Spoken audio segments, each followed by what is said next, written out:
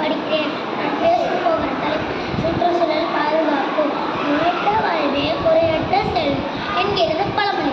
நோயற்ற வாழ்விற்கு சுற்றுச்சூழல் இன்றியமையாதது. உலகின் தேவை காற்றும் நீரும். செல்போன் சூடாவதை பற்றி கவலைப்படும் நாம் பூமி சூடாவதை இன்னும் கவலைப்படுவதில்லை. ஒரு சில மணி நேரம் ஆக்சிஜனை தரும் மருத்துவ கடவுளாக பார்க்கும்